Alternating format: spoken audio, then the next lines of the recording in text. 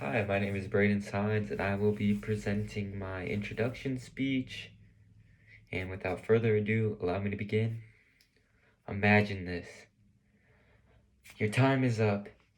You have been given a new body and have chosen your eternity. As you get up, you feel an unbearable heat wave, and you use all your energy to get off the ground, infested with worms. You look at the walls, and it seems you're in some kind of dungeon. You realize you're in hell. Hi, my name is Braden, and today I will be giving you the tour and all the knowledge about hell.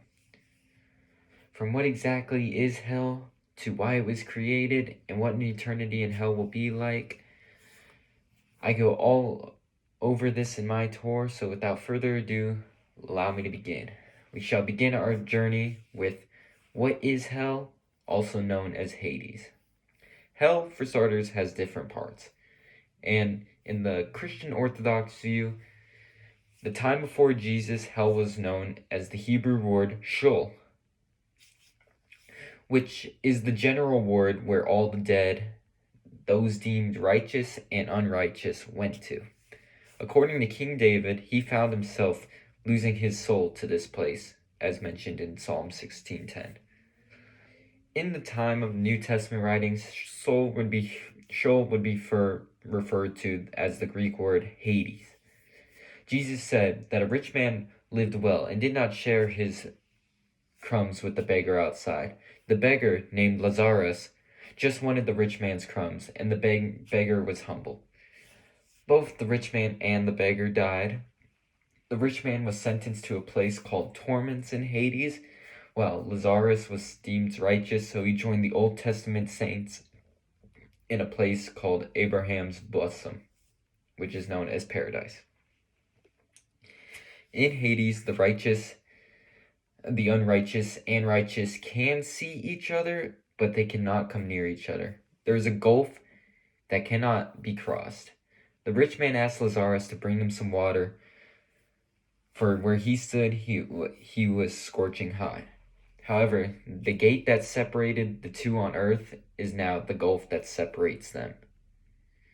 There's another part to Hades besides paradise and torments called Tartarus.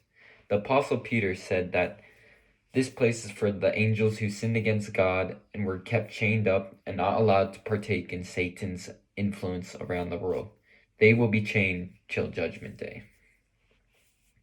Now, once Jesus went to Hades and he took the punishment for everyone's sins, in Hades, Jesus brought all of those in paradise up to him in heaven.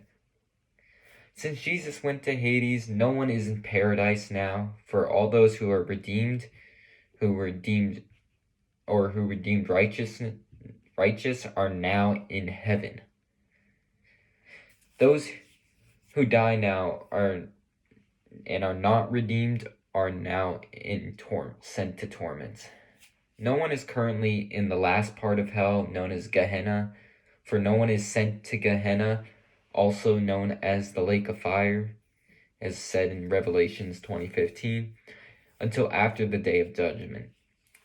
Torments is like the county jail, Tartarus is the solitary, and hell is the prison.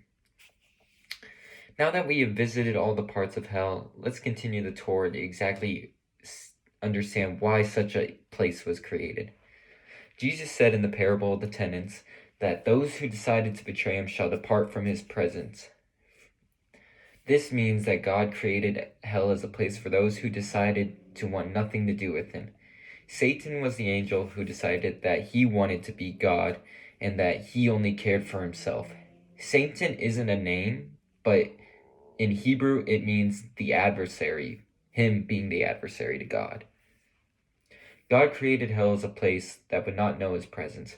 According to the Apostle John, after Satan rebelled and took a third of the angels with him, Satan was casted to earth to dwell among the humans, while the other angels were casted away or as well or sent to Tartarus. While on earth, Satan tempted Adam and Eve to sin against God, and they gave in to their temptations. Now humans could decide to be apart from God or not. Those who choose not to spend eternity with God go to hell. Hell wasn't created to punish sin, but to respect the decisions of those who decided they did not want to spend eternity with God.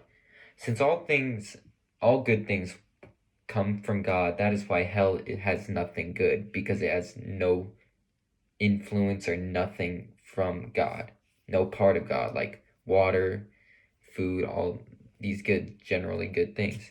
Since the fall of Adam and Eve, hell has become a place of punishment for humans. Since God is holy, he must punish sin, for the wages of sin is death, as said in Romans 6:23. Now that we have looked at the origins of hell, let's take a stroll through a day in the life of hell. What will someone experience in hell? Bill Weiss, a devout Christian who claims to have had a vision by God where he was taken to hell for 23 minutes, claims that while in hell he experienced many things. This vision seems to be in line with the biblical account of hell and seems to give an accurate representation of what hell is like, even if he is making a false experience. Weiss claims to have been in a room of stone walls and bars waiting for a much more horrific fate. This is backed up by Isaiah 24:22 and Proverbs 70:27. While laying on the floor, he raised his head and looked at his body, which looked just like the one he has now. And in the distance, he saw two horrifying and tall creatures. We said the creatures weren't animals, but they weren't human either. Each giant beast resembled a reptile in appearance, but took on a human form.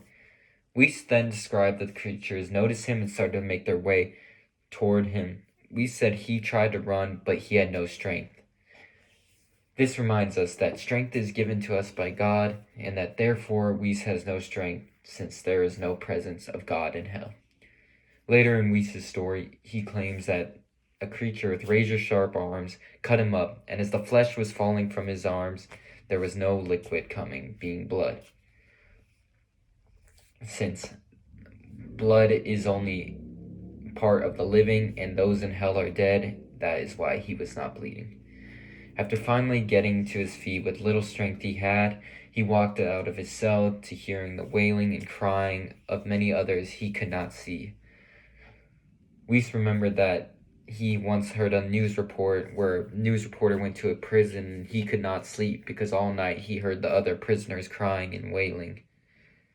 Now Jesus told us that those in hell, there will be weeping and gnashing of teeth, as mentioned in Matthew 13:42. Those in hell will experience a thirst that cannot be quenched like that of the rich man mentioned earlier. We have completed the tour of hell and seen what hell will look like, why it was created, and what those will experience in hell according to the Christian Orthodox view. I'm Braden, your tour guide. I hope not to see you soon. Thank you.